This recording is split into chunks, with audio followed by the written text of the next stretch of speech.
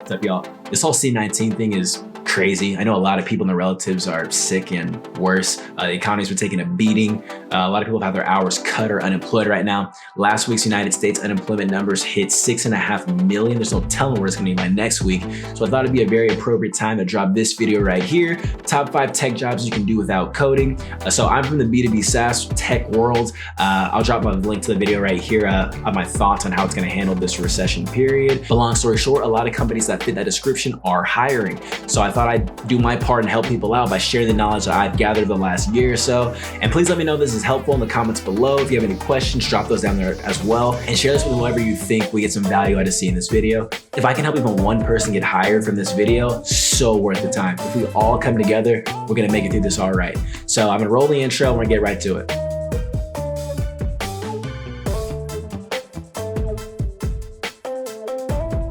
I'm gonna format this video as following. I'm gonna say what the job title is, followed by some of the responsibilities to the best of my ability. I've obviously haven't done every single one of these jobs, followed by the average salary. I'm gonna be using San Francisco numbers because that's the tech space that I'm in, but also keep in mind, all the San Francisco tech companies, we're all working from home. No one's going into the office. So I mean, technically we're all remote.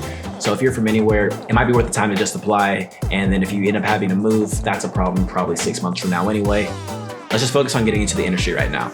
So number 1, UX and UI designers. So a lot of these companies have discovered that if you make a quality product that the user actually enjoys using, they'll keep using it and paying you for the thing. I know that's some big brain stuff right there. So pretty much the UX UI design team, their whole job is to focus on creating the best customer experience possible. So that's between the design of the application as well as how it interacts with different features. So think of the smoothness and the scrolling of an app, also like the transitions and a myriad of other things that I just don't know because I've never done the job. But what I do know is the average salary for a UX designer in San Francisco is $104,843 base pay with a bonus of $8,246. So over 110K, nothing to laugh at there.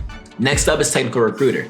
These are the gatekeepers of the company. These are the people you have to impress pretty much. They're the ones that read your resume first, do the initial phone screen, and if you get like a LinkedIn message, it's probably them, it's probably the recruiting team. Their job is to find talent that's a good skill and cultural fit for an organization. With an average base pay of $60K with an additional $15,000 on top, $75,000 is nothing to laugh at. And really good recruiters, it's pretty much a sales job. They can make bank. I do know a recruiter personally, she makes over $140 a year. Not too bad to be 23 years old. Next up is technical writer / copywriter. This is for all my English and communications people out there. All of that compelling marketing content that you see is written by an amazing professional. They take their mastery of language to really create a story around a product in a company to really sell it to the potential buyers.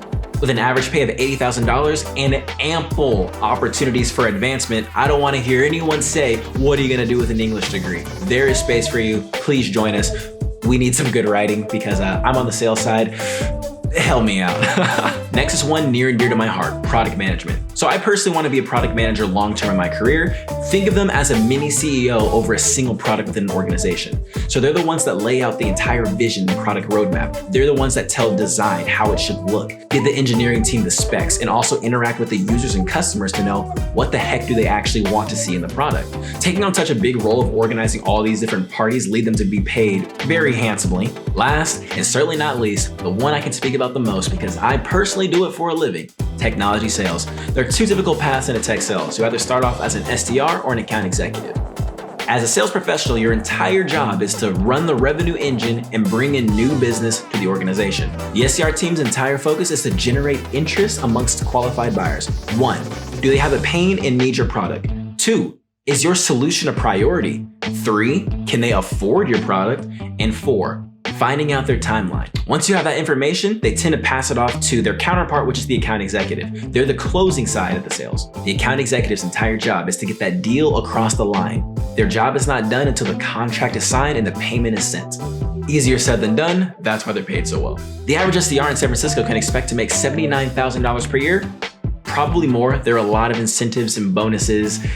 And the average enterprise account executive can expect to make around $180,000. Also, you can definitely push that a lot higher. I've seen it myself in my last company. Our top performer, he's making around $800 this year. Over the last year, I've had the privilege of being both an SDR and an account executive, so I've got an idea of like what the industry looks like, the role, how things go. So if you have any more questions specifically about tech sales, please be sure to ask those in the comments below. That's where I can give the most insight. And if you have questions about any of the other roles, I'll reach out to my network. I'll find an answer for you. We're in this together. Yeah, so this is a quicker video. I just want to get it out there as soon as I possibly can. Catch you guys. Peace.